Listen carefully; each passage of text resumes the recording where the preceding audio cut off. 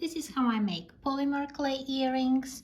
My supplies are from Amazon or from big chain craft stores or even the dollar store. Those patterns are from the dollar store, and these are from Amazon, some cutters from the dollar store, Hobby Lobby, and Michael's. And according to my research, skull piece of souffle was recommended for making earrings, and it works great in my case. So let's get started. Also, glass or tiles, ceramic tiles are recommended to bake and make your earrings on top. I got a picture frame and I removed it, just got the glass from it. So I'll be just picking a piece of my souffle, and I'll be using just the tools I have, no pasta machine yet. So I'll just start smushing it with my hands. It happens really fast. There's nothing special about it. Make it in small chunks to work it better, and it just happens. You enjoy the process. It's very relaxing. When I smush it together, I try not to get air inside. You don't need it like you will need dough, but with just a little bit of a more technique that doesn't put bubbles inside. You don't want to make bread, right? So I'm just squeezing it from the middle towards outside, so making sure I don't trap any air inside. So if you work on a pasta machine, you're gonna be putting this end where your fold is, so you'll be putting it like this, so it has space for the air to escape when you condition your polymer clay. And as well, like this, just enjoy the process.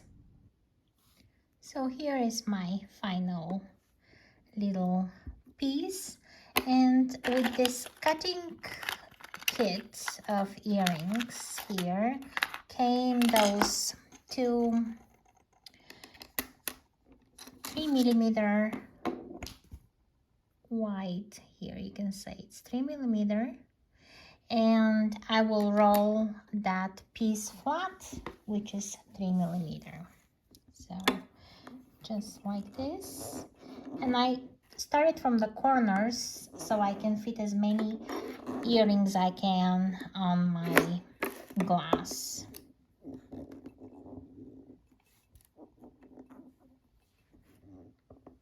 Because I will bake on the glass.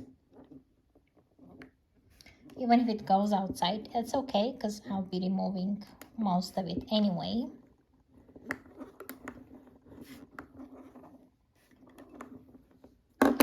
Here I have a little bubble, and I'll poke it here just like this so I can get rid of it.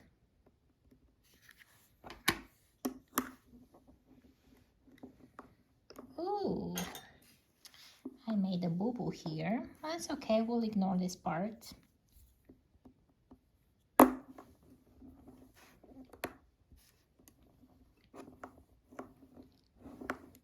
Alright, so let's get my pattern that I want. So let's try this one. I had a purple clay before that, and it stuck to it, and I tried to clean it really well. So let's see if it will transfer or not. So there we go. And now the moment of truth. Alright, just a little bit of here, but it will get cleaner and cleaner with each time. So I will pick the spots where I did the best. So I'll be making two circles.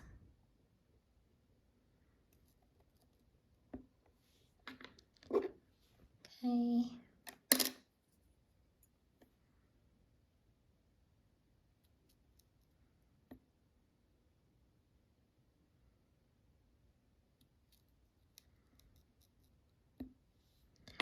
And then I'll take a little raindrop.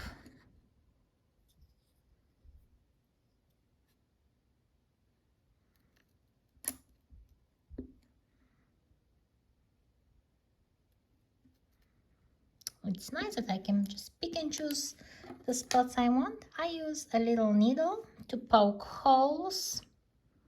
They will be my connecting spots. Just like that.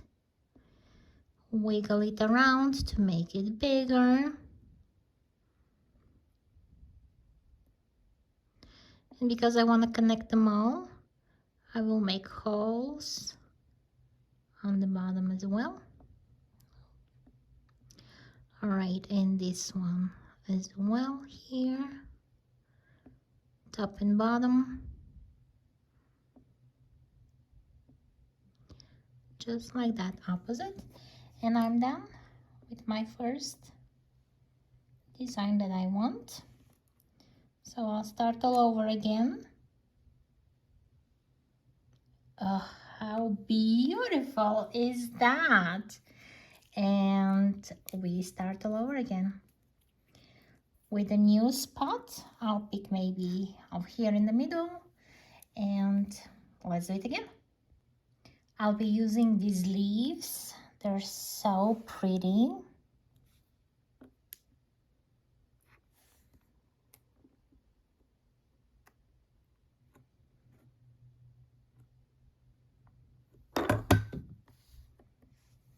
Oh, so pretty. So I'll pick two spots where I like the leaves. Since I cannot flip the shape, I have to go in the same direction.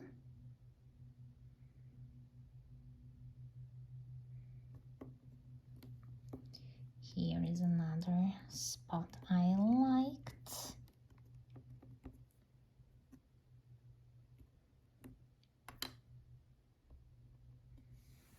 And I can always pick small shapes as well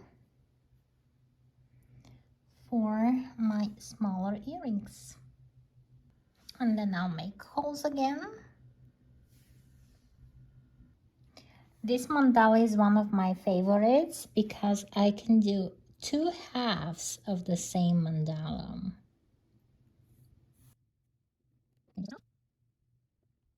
Second, and I didn't like it because they did not appear to be exactly the same, so I'll redo it again.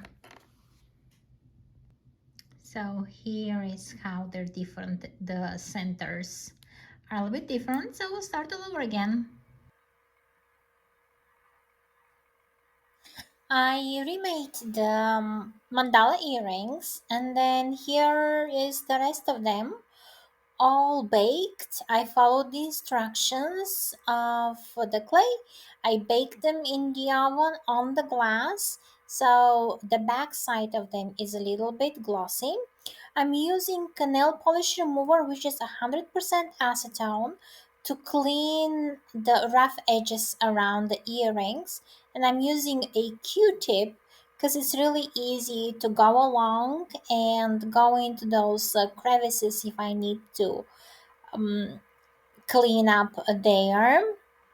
And it's really easy. You go gently at the edge, especially at the back where the cutter didn't completely cut every tiny detail.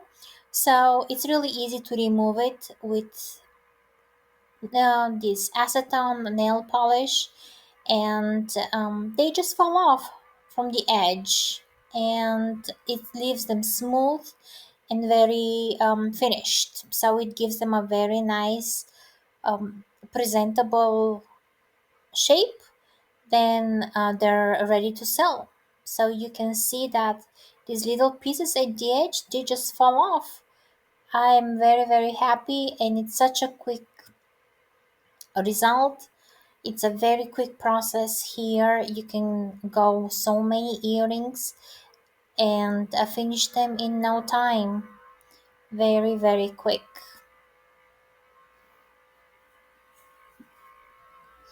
And all you need is just acetone. And they sell it in Walmart and everywhere in the nail polish section, usually on the bottom shelf. It's right there.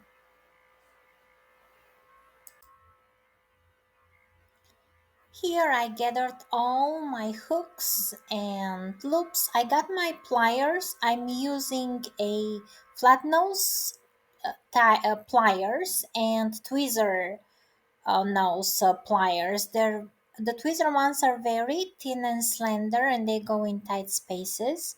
And both of the pliers are smooth inside. They don't have ridges, so this way they don't leave any markings on the rings or the hooks. And they're very soft and very easy to work with. They're very gentle on my hands. I really like them a lot, and I use them when making jewelry. And also I like the blue color too of the handles. And I'm attaching rings so that the hook is in line with the dangle of the earring.